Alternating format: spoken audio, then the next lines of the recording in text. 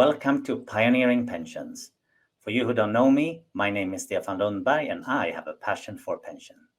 Today we're going to meet with Steve Webb, the former pension minister and also partner at LCP.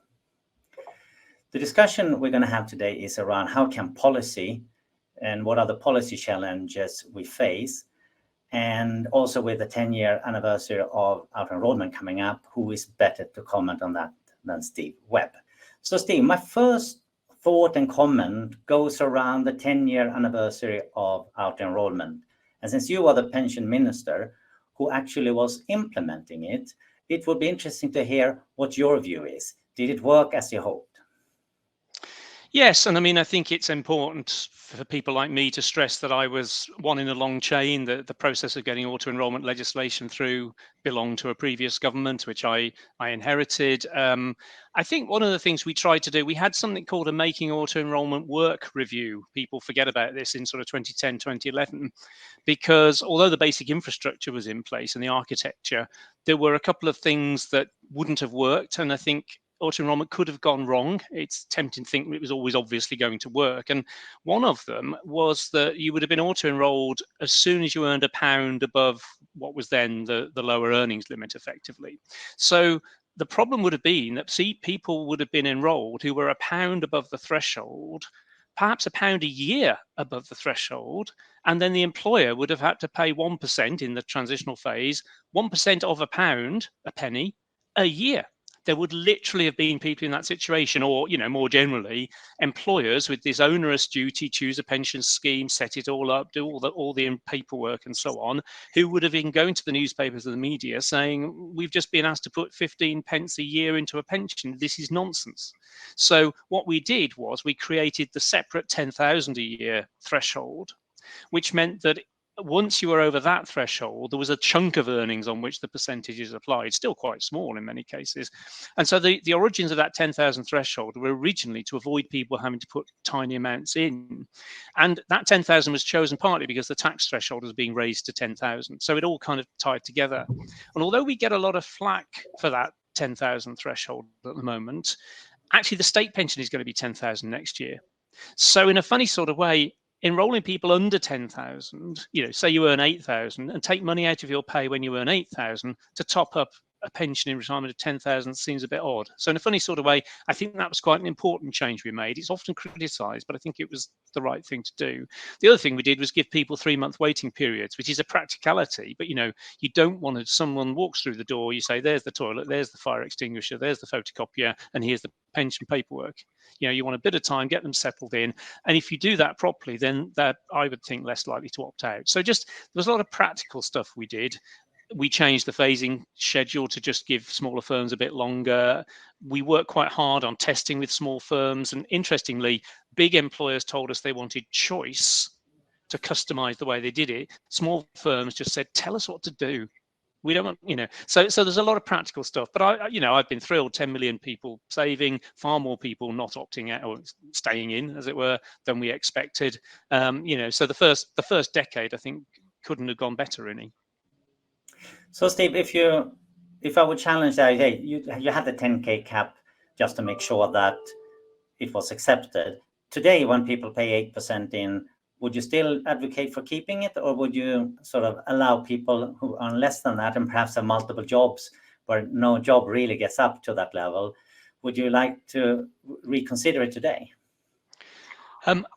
I think the multiple jobs is an issue that needs a separate solution, but I think the 10K, in a way, the 10K threshold has become more appropriate, if anything, as I say, because why are you saving in a pension? You're saving in a pension to have something when you're retired. And if you've been used to earning 8,000 when you were working, why would you take something out of 8,000 to top of a 10,000 pension? So setting the threshold at roughly the state pension, which is roughly where it is now, is almost the perfect place, I think. We may have a dilemma in a few years' time if the state pension becomes 12,000 and we're auto-enrolling people at 10. I mean, in many ways, that might be an argument for raising the 10, perhaps.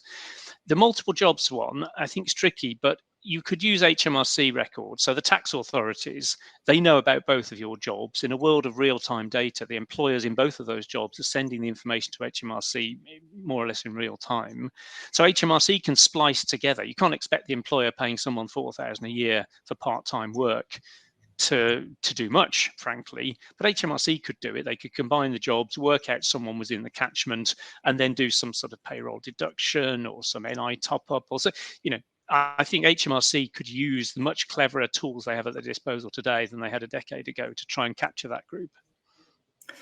Yeah, that's a good suggestion. In other countries, they can actually do that. So it will be a good step forward.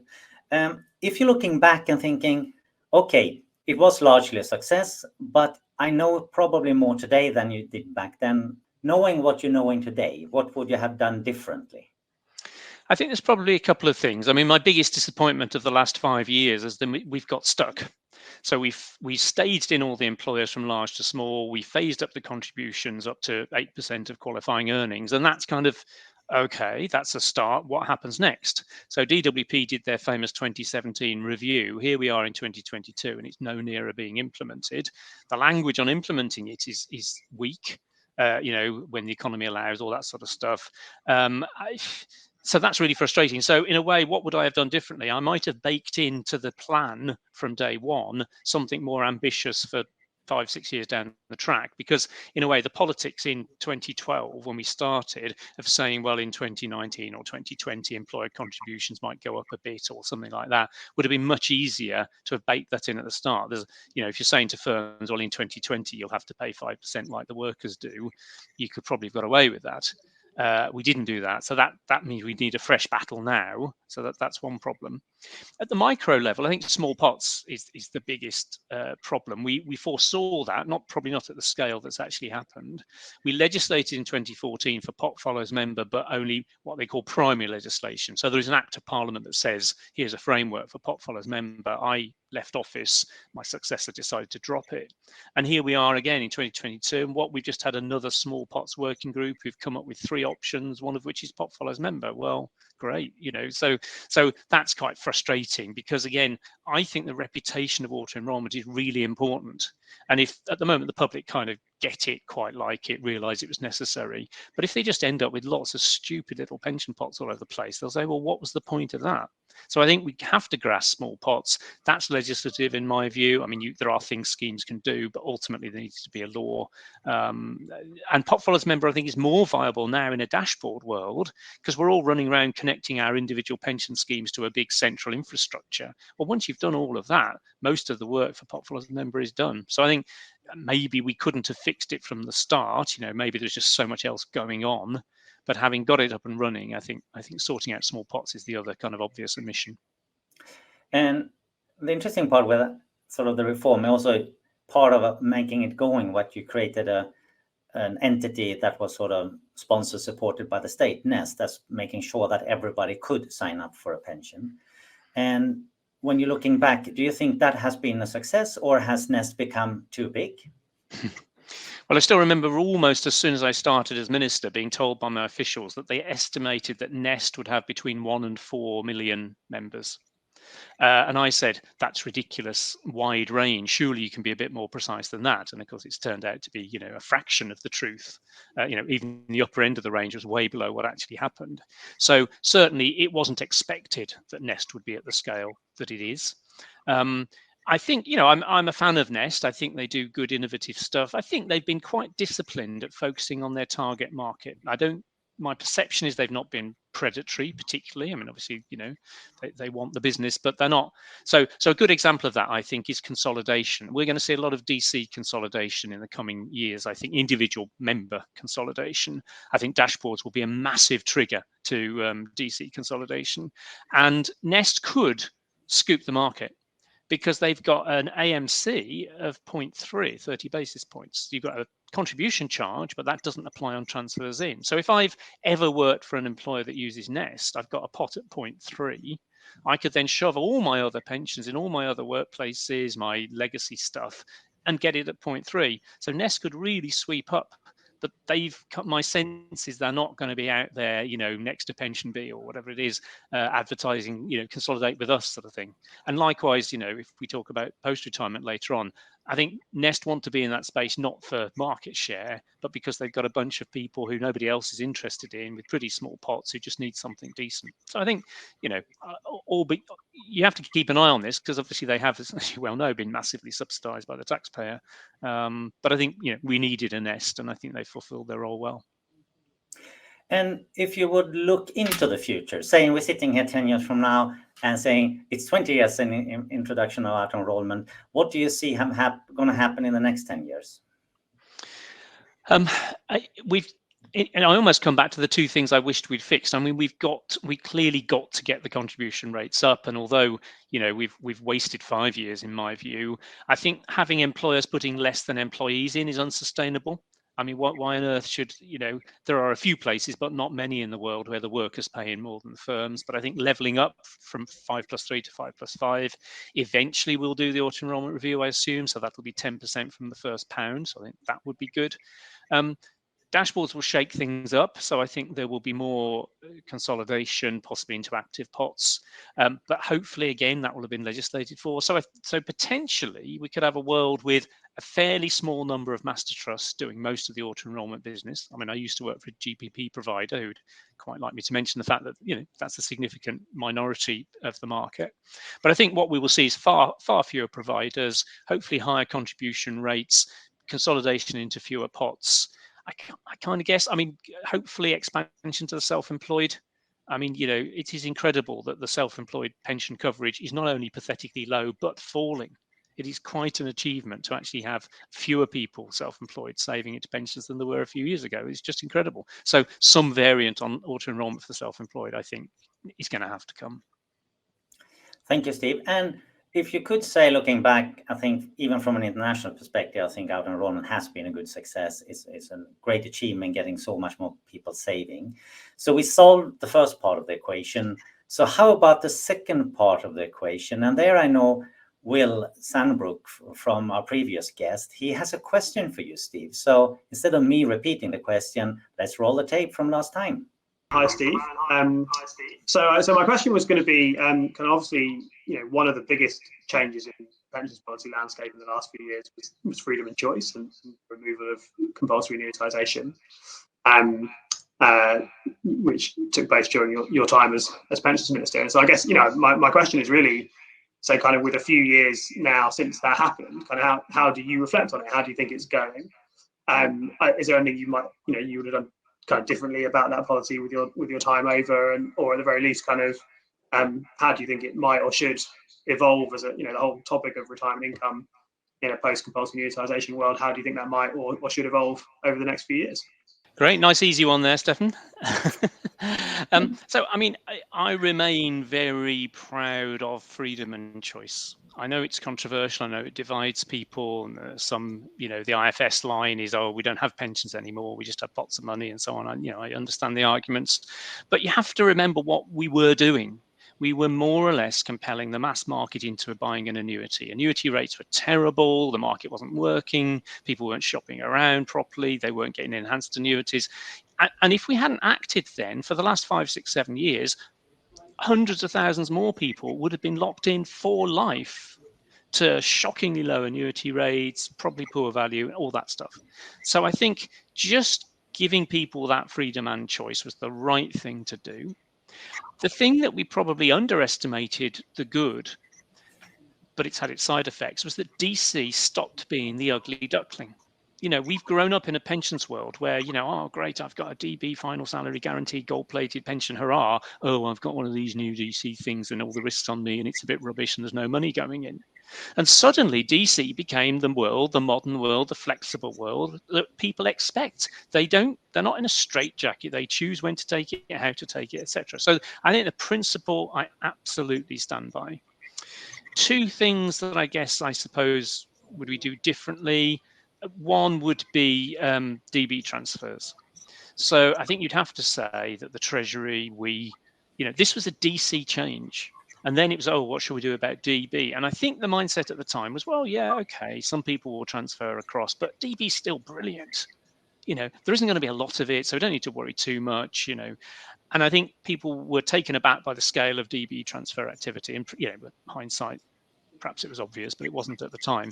And you can tell that because the Treasury published estimates of the tax take from pension freedoms in 15, 16, 16, 17, etc. And they massively underestimated the tax take because of the volume of DB transfers. And even this year, the Office for Budget Responsibility put out some tax figures and said, basically, yet again, pension freedoms have surprised us with the volumes, with the tax take. So I think, looking back, what we would have done is anticipated more DB transfer activity and thought harder about the regulatory regime.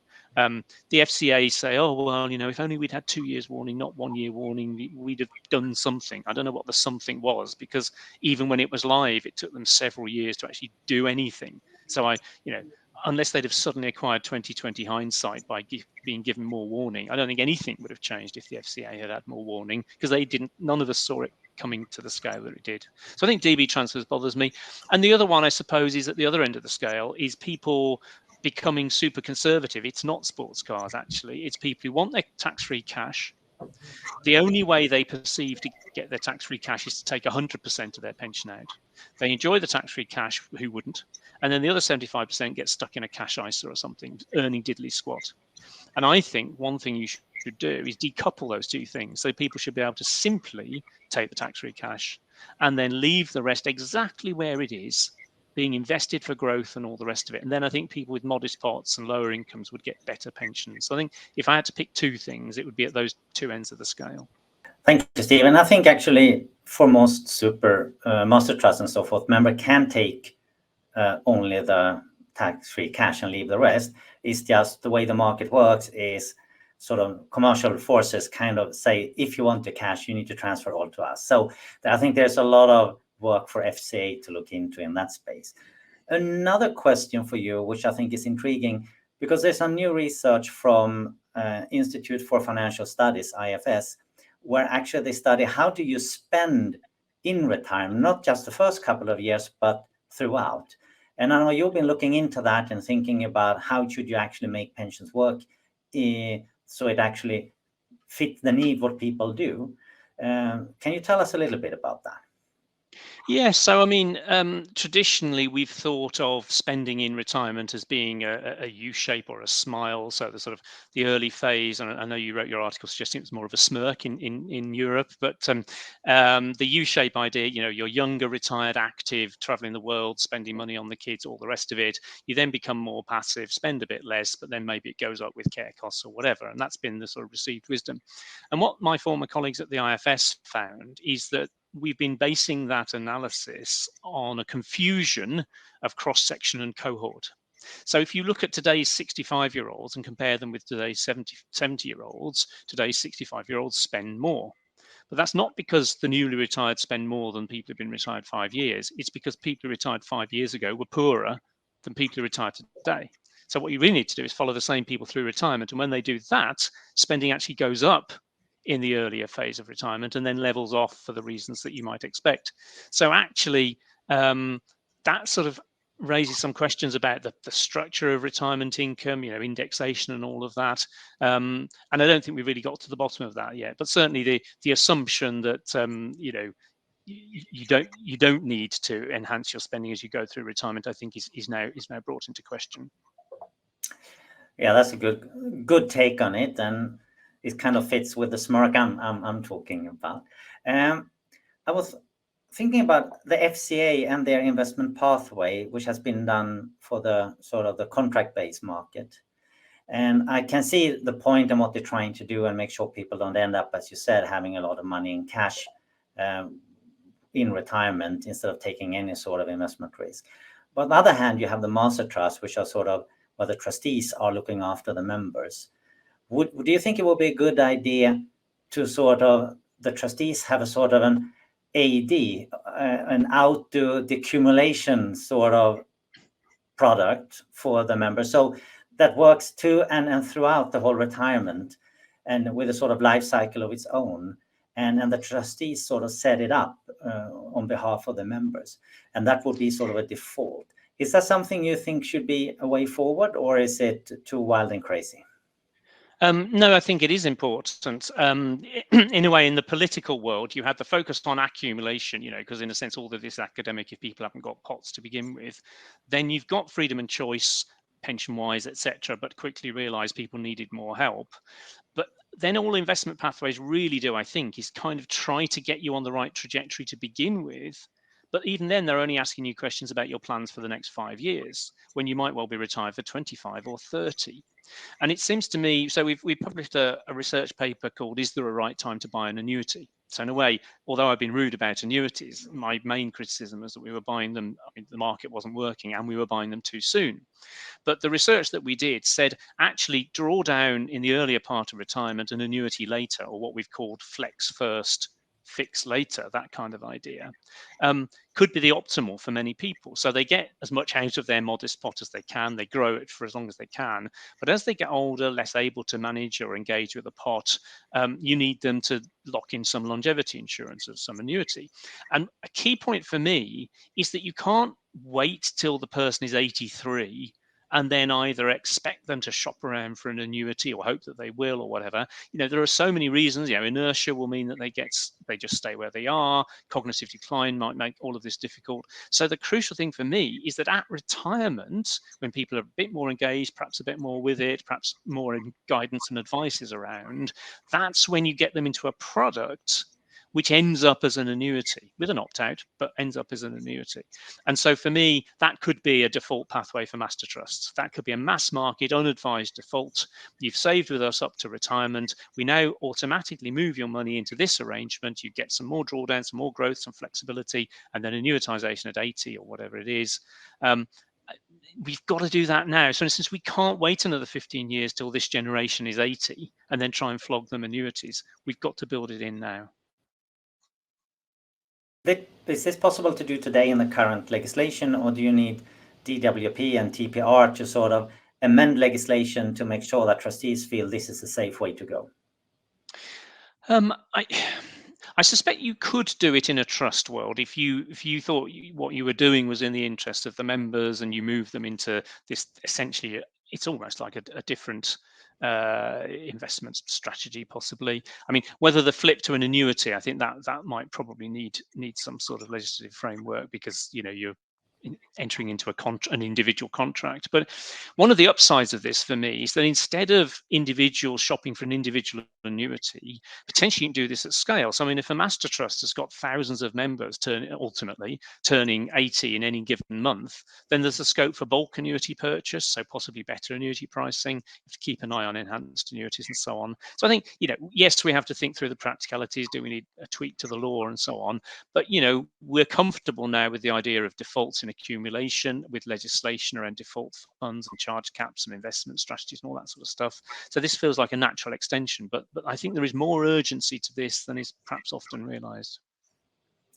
Yeah, I think so too, because if we don't solve it now, we're going to have problems later on. It's going to be also a lost generation who sort of retire on DC but don't have a sort of good solution for the retirement phase through sort of the whole retirement. I was thinking, when we talk about pension as well, you mentioned it in the early part, that the state pension is actually the foundation on which you build everything else. And we have the triple lock now in the state pension, and workers facing the crisis, cost of living crisis, while pensioners are to some extent protected through the triple lock. People might see this as unfair. And do you think this will sort of make it difficult to keep the triple lock as it is? I mean, it's worth saying, just by way of context, that pensioners had a 3% increase this year. So they broke the triple lock for a year. Pensioners had 3.1% in April. Many workers, actually, the average earnings have grown by a lot more than 3%. So pensioners this year particularly are having a real squeeze. It's worth just mentioning that. I mean, the history of the triple lock is that, so we came in 2010 after 30 years of price indexation, 75p increases, all that kind of thing. So the relative value of the state pension relative to what it's there to do, replace earnings, it's getting worse and worse and worse and worse. So we needed something more than just an ad hoc one-off increase or something like that. Now, 2010, the government was borrowing, I think, 150 billion. So I forget the exact numbers, but it's something like spending 600 billion, raising 450 billion in tax. That was roughly the balance in there or thereabouts. So there was a massive drive to cut spending, austerity and all of that. So if we'd come along and said every year to the Treasury, can we have a bit more money for the pension? Can we have a bit more for the pension? Sometimes we'd have won, sometimes we'd have lost. It would have been an annual battle. I never had to do that because the triple lock was a mechanism. And I know the purists hate it because, oh, it's a bit random and all the rest of it. But it was a ratchet. And the speed of the ratchet was unpredictable. I accept that. But if you accept that the state pension was too low in 2010, which it was relative to earnings, a ratchet that got you round the annual row with the Treasury, because everyone just agreed for 5 years that was the basis of the annual increase, was a huge bonus. And then by 2015, every party had the triple lock in their manifesto. So that, 2017, the Conservatives dropped it. 2019, the Conservatives brought it back. But my point would be, after 30 years of decline, you can't just fix all of that in 5 or 6 years. So for me, the triple lock's not pretty, but what it's about is getting, if we think that the state pension should be 30% or something of the average wage, it's a mechanism of getting there without an annual battle with the Treasury. If you then politicians should decide what they think the target is. And if this mechanism then eventually gets us there, at that point, you probably have some sort of modified earnings link, I think. But all I would say on your point about intergenerational fairness and the workers is, if I think of my kids who are in their 20s, chances are going to have pretty modest private pension income. So actually, they really do need, and women in particular, a really good state pension. So although, yes, it's years before they'll get it, I think it's a false dichotomy to say workers don't want all this money spent on pensions because times are tight, because actually many of them, today's retirees may well have legacy DB, but tomorrow's mostly won't. So, we do need a darn good state pension, particularly for women. So if you're saying a state pension should be roughly 30% of average earning, doesn't it sound like universal basic income for retirees? Well, some people thought that our new state pension, because it's a flat rate, was a citizen's pension, and it isn't, in the sense it's still contributory. And politically, I think it had to be, particularly in a coalition with the Conservatives. Perhaps Liberals might be more comfortable with an unconditional basic income, but certainly for a Conservative, Ian Duncan Smith was reforming working age benefits. It's all about work and incentives and so on. To have then just paid a pension to everybody regardless would have been very difficult. Whereas it is contributory, but it's a pretty soft contributory test for people who've been in the country all their life. So it catches migrants who don't build up a full record. But if you've spent 50 years of adult life in the UK, it's quite hard not to get 35 years of earnings, credits for bringing up children, credits for being a carer, credits for being unemployed and looking for a job, credits for being off sick and unable to work. There's a heck of a lot of crediting goes on, which makes it very redistributive, which is a good thing in my book. But you've still got that sense that it's something for something. And politically, I think that was essential. I can't see a future government sort of saying, oh, we'll just give you 185 quid anyway. Thank you. I have a final question before opening up the floor to questions. And that's actually, since you, Steve, you've been working both in the political arena, but also in the private sector, and looking at pensions from two very different dimensions, so to say. What is the stuff that sort of strike you from playing in both fields, so to say? I think the biggest thing that I learned about how naive I had perhaps been in government was just how long it takes to change things. I mean, it takes forever in government, it's fair to say. Government IT systems are set in stone. But, I would kind of wake up that one morning with a bright pensions idea and think that by, Wednesday fortnight, the industry could have implemented it. And a classic example of that would be, I still remember we were thinking about doing the 75 basis points charge cap. And we hadn't finally decided. We'd done a consultation. We hadn't finally decided. And I spoke at a conference just before Christmas one year, and we were thinking of implementing the following April. And someone put their hand up and said, just tell us, we have to plan all sorts of stuff when you make your decision. And if you're going to do it in April, we need to know. And I kind of took that really to heart. And in the end, we delayed it a year. And we delayed it a year, and I was accused of, caving into industry and you're never going to charge cap and all the rest of it. Polly Toynbee wrote an article in The Guardian saying, Steve Webb sold out. I guarantee you he'll never introduce a charge cap. We did. We just did it a year later. And I think that taught me and reminded me, and I've seen it at first hand since then, just how long, industry is often dealing with a pipeline of stuff anyway. The last thing the government asked them to do, they can't just drop everything and do the next thing. So when Guy Opperman said in 2019 he wanted pension dashboards live by the end of 2019, well, I wanted a Ferrari for Christmas, but it wasn't going to happen. So I think ministers just don't understand the practicality of getting stuff done, the need for lead times, and they're going to do it again on the dashboard. They're consulting on a 90-day warning period. So they will decide, and 3 months later, dashboards will go live to the public. Well, how are people possibly supposed to, given that we think dashboards may well create a surge of activity, how on earth is industry expected to cope with 90 days notice? So I think it's endemic that politicians who haven't been in business don't really understand the practicalities of business. Yeah, particularly since a lot of the IT issues takes forever to solve, and to do it in a way that's robust and works systematically. You said something that really shocked me, Steve. I thought you were more a Lamborghini man. I try not to trade on that one too much. For you who don't understand, that was kind of an internal joke from back in the pension freedom days. Henry Tapper has a question for you. There was a discussion this morning at the WPSC over whether government should prioritize getting employer contributions up to 5% rather than implement the 2017 proposals. Which would you prioritize if you were the minister? Yes, and that discussion, so it's at the Work and Pension Select Committee this morning, the Pensions Minister was giving evidence, and partly that question, I think, was prompted by the evidence I gave to them a few weeks ago, because I said, look, we've spent 5 years not implementing the 2017 review. So if you remember, that was bringing people in at 18, not age 22, and making the 8% contribution apply from the first pound rather than from a threshold of 6,000 or so.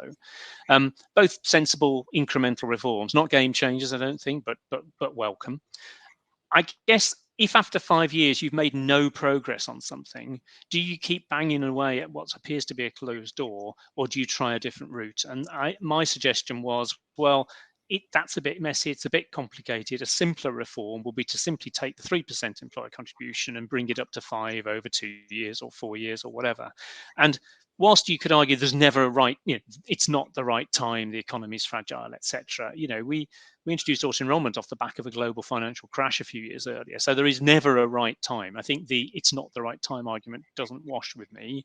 So yes, Henry, I would be tempted to focus attention on something quite simple, because we all tend to overcomplicate things, don't we? If we could get to 10% through 5+5, and the beauty of using the employer route, of course, is that you get to 10% without any additional opt-outs, because the worker is not asked to pay anymore. And in fact, opting out now comes at more of a penalty because you're throwing away 5% from the firm, not 3%.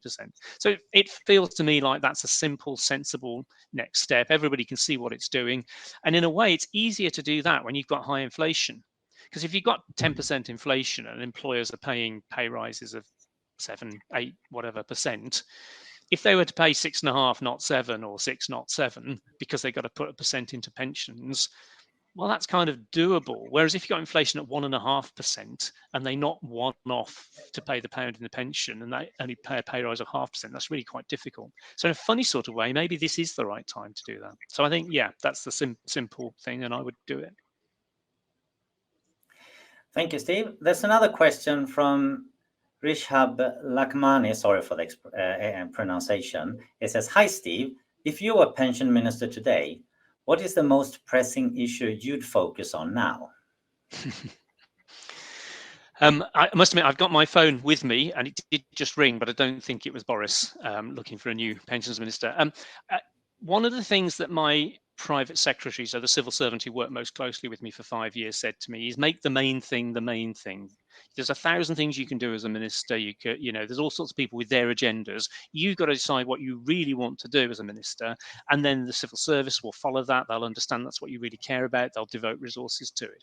So it's DC. It's got to be. Not enough money going into DC. I mean, everything else pales by insignificance by comparison.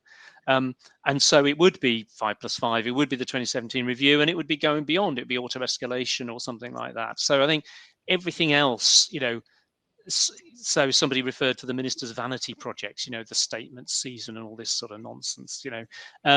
It's tempting. I mean, there's lots of good stuff you can do, but one thing people don't appreciate is that ministers are constrained in lots of different directions. And one of them is legislative constraint. So every bit of government, every government department wants to pass laws. That's why people become ministers, partly because they can pass laws. And there's only so many days Parliament sits. There's only so many people who can actually write laws. So every department has to bid for its share of the government's lawmaking, and some years you lose the bid, so you don't get to make any laws that year. And so if you only get a limited amount of lawmaking to do and you waste it on other stuff, then you're not going to deliver on your key objectives. So I think, I would try and get a Queen's Speech bill on pensions, and my top priority would be just more cash into DC. And an interesting reflection on that, in Netherlands, they have a saying that I work 4 days for myself and the 5th day I work for my pension. So it says something about the levels of going into the Dutch system. Yeah. It's not that it managed in a better way, it's just more contribution, and therefore it is more pension for the people in it. Mark Stopper has a question. It says, does more need to be done for Gen X who have little DB and not enough time for AE to build up? And what do we need to do? Yeah, and this is a key worry. So I mentioned my kids. I mean, there is an argument to say, because they're in their 20s and their state pension age will probably be 70 or something like that, then as long as they don't opt out, then a £10,000 in today's money state pension plus 8% for 50 years gets them, a reasonable sort of retirement. Whereas if you're 45, you never got to join the DB, you didn't start with auto enrollment or with pension still auto enrollment, you came in at 1%, etc., you're running out of time. And I think that's Mark's point, really. I don't think there is a quick fix on this. I mean, more money's got to go in. If we think that workers can't be asked to put more money in because of the cost of living crisis, firms can't put more money in because of the fragile economy, and the government's broke, so it won't put any more money in, well, where does that leave you? Well, I mean, part of my answer to your question is the state pension. If there's a generation for whom it is too late to build up meaningful DC, then again, the triple lock, keeping it going for longer, a decent floor of state pension has got to be a key part of the answer. Clearly, there's an issue about making the most of the DC money you've got, and there are huge variations in the rates of return on default funds across master trusts, for example. I mean, astonishing variations. So maybe we should be looking a bit more at the underperforming default funds to make sure that every pound that we put in builds up. The other thing I might talk about is tax relief. So we kind of take the current tax relief structure a bit as given because governments keep fiddling with it, but the base structure stays the same. Well, I've suggested to the select committee that what you do is completely reshape DC tax relief. So instead of saying, you put in £80 and the government puts in 20, so that makes 100, so that's basic rate relief, and then higher rate taxpayers claim the extra relief through their tax return, why don't you say it's not, forget tax relief, it's just matching. And it's aggressively pro low income matching. So you say the first £1,000 a year you put in a pension, we will put £1,000 in. And then Martin, Money Saving Lewis expert, sends out his weekly email to 5,000 people, million people, and says, you'd be an idiot not saving a pension, because if you put in 1,000, the government put in 1,000, and suddenly, maxing out on that first slice would be a thing to do. So tax relief could be used, but not traditional tax relief, some much more aggressive, generous tax relief, getting moving quicker on auto escalation, 5% from the firm, all that kind of stuff, and making sure that the money in the pot is actually growing as fast as it can. Thank you, Steve. There's another question from Kerstin Spanos. If contribution were increased rather than implementing the 2017 proposal, wouldn't that fail to address the underpensioned? I don't think it would. So that's just thinking about the two measures in the 2017 proposal. So the lowering from age 22 to 18, yes, the 19-year-olds are under pension, but we'll get around to it eventually. They'll be 22 one day, as it were. So I'm not so worried about that. The thing about the starting from the first pound, just to be absolutely clear, the 2017 review did not propose abolishing the 10K trigger. So even if the 2017 review is implemented, you wouldn't be enrolled under 10K. What would happen is when you were enrolled, 8% of the whole of your earnings would go in rather than 8% of the bit above 6,000 or so a year. And I think I've heard Guy Opperman confuse these two things. So the 2017 review wasn't really, in my view, about the underpensioned. It didn't deal with multiple mini jobs. If you've got 2 jobs at 8,000 a year, the 2017 review won't change anything, or 4,000 a year, or whatever it is. It just means that when you're enrolled, more will go in. So it's a good thing. So, I mean, where we're worried about the underpensioned, I mean, for example, I think if we're worried about the gender pension gap, some of these ideas about not just you get credits for your state pension while you're on maternity leave, but probably the state maybe the state and the employer pay money into your auto enrollment pension while you're on maternity leave, that kind of thing. So I think there are things, looking at pension sharing on divorce, a lot of divorced women have rotten pensions and they're underpensioned, and we need to fix pension sharing on divorce. So I would suggest that we need to identify the underpensioned groups, the self-employed I've mentioned, we need to auto-enroll them. There's lots of stuff we can do about the underpension, but the 2017 review was about something slightly different, I think. And also, Steve, with a gender pension gap, I think it's also a labor market problem rather than a pension problem, right? And if you can get shared parental leave becoming the norm and lower the cost for childcare, I think that will do miracles to the gender pension gap. Yeah, absolutely. Sarah Webster has a question. It says, Steve, what do you think can be done to stop pension scams? I see Action Fraud have said that pension scam losses have reached 2 billion since the beginning of 2021. Yeah, and I always think these official figures are kind of wrong by an order of magnitude. I assume pension fraud losses are vastly more than 2 million since the start of 2021. That may be what you meant by the question. The frustration I always had about scams when I was in office is you'd sit on around a very big table because there were so many different organizations involved, and they all had their own acronyms, and there was, I got quite confused sometimes about who did what, and there was Action Fraud and the City of London Police, and there were just a lot, so many fingers in the pie. And that's part of the problem, I think, is that you've got everybody wants to crack down on scams, but it's just a little bit of everybody's job. So I think a lot more could be done to perhaps give one organization proper lead responsibility, gather proper data on what's really going on. Action Fraud's a disgrace the way it's worked. The sort of, you phone up and they say thanks very much and it goes in the bin, and all that sort of stuff from a few years ago. I think people have no confidence that if they report fraud that anything happens, and people often don't report fraud because they're embarrassed and so on. I think if we can get to greater consolidation, although getting there is a scam risk, but if we can get to a situation where people are more engaged with fewer pensions, that probably helps, I suspect, at the margins. I think looking at what, for example, should you be allowed to just invest in unregulated investments and so on in a pensions wrapper, there's issues there. So I genuinely, I don't have a quick fix on scams. But I think if people are more involved and engaged with pensions through dashboards and all the rest of it, and are more closely following what's going on. I mean, I suppose one thing I would say is a lot of this originates on Facebook and places like that, and they seem to be able to get away with no real responsibility. So I think a lot more on the social media outlets. How do people hear about these scams?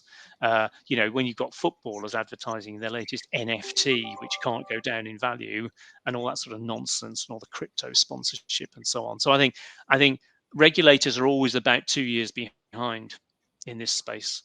And so I think they've got to be a lot more nimble, a lot more aware of what's happening online, and crack down. So I think that the online world is probably these days a key, especially following the ban on cold calling and that kind of thing.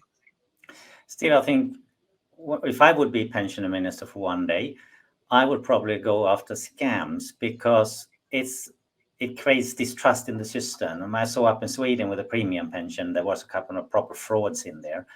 And it basically eroded the trust in it, and they had to do some reforms to get it back. But trust is the most expensive and important currency you have in a pension system. So I think scams, to me, are very important to deal with. There's another question from Sarah Webster as well. What do you think the new CEO of the Pension Regulator should be focused on when they start in 23? Well, I won't be applying. I should just say I did apply last time round actually, but not this time. I think TPR are in this strange transition from a DB world to a DC world, and they're expected to keep an eye on 5,500 odd DB schemes and all of that, and yet most people aren't in them. And I think the real challenge is for the new CEO is that kind of transition. And they talk about being kind of focused on the saver, but they're still essentially a business to business regulator.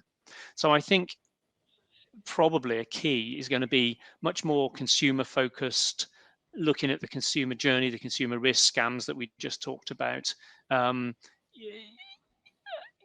And I think the other thing I'd like to see TPR do more is just share much more data, because if you look at what happens at retirement, for example, the FCA every 6 months provide us with quite rich retirement market data. We know what people are doing in FCA world, but we don't know anything really about what's happening in trust world, or what people are doing at retirement, their journeys and so on. Well, that's extraordinary.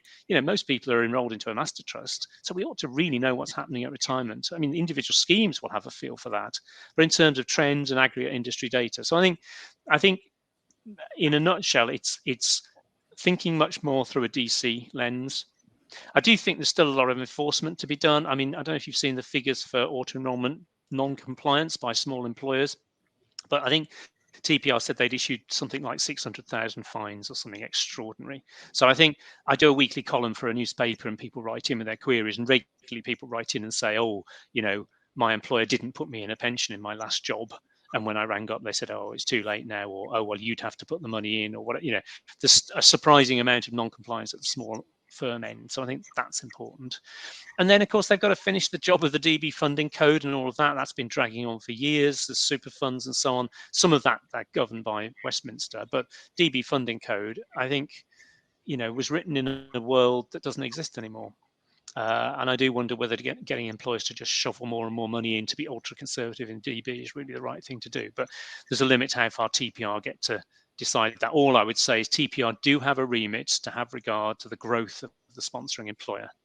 It's not all about risk prevention. There is also a risk you overdo it and damage the employer. And I think they need to give more regard to that. David Bird has a question, and it says, it is true that master trust defaults vary in the terms of their performance, and that this is a problem. And I think that we all agree with that. But the divergence of returns is at a point in time and reflects the divergence of approach and typically a different risk profile. As market conditions are likely to favor different approaches over different time periods, what is the right way to get better defaults? ? Surely we don't want to start mandating the makeup of default funds. That was a difficult question. Sure.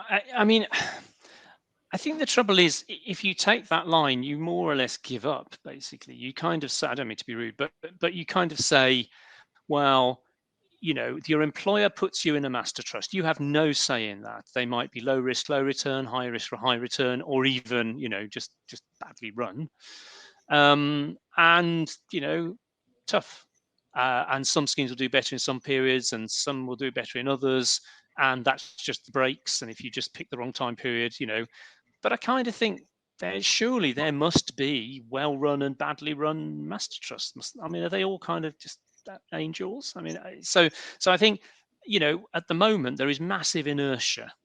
Very few employers change their workplace pension provider. Now, I'm not suggesting they should be changing it every 3 years on the basis of 3 years investment returns, but surely there comes a point where the employer says, do you know what, if I'd put my workers in such and such a pension scheme, they'd get double the pension. And there's just no real scrutiny or accountability across the industry there. So I think one thing that could happen is kind of sort of mandatory retendering, maybe every 5 years or something like that. So you could say, well, we can't wait 30 years to see whether you did well with the members' money.